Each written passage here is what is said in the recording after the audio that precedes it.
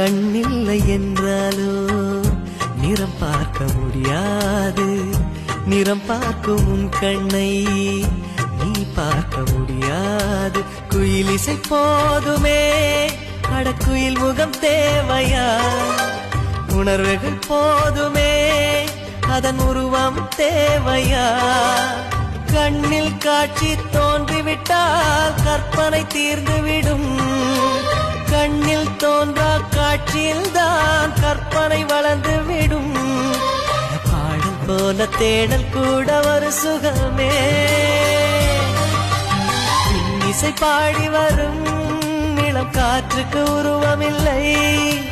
காற்றலை இல்லை என்றால் ஒரு பாட்டொலி கேட்பதில்லை.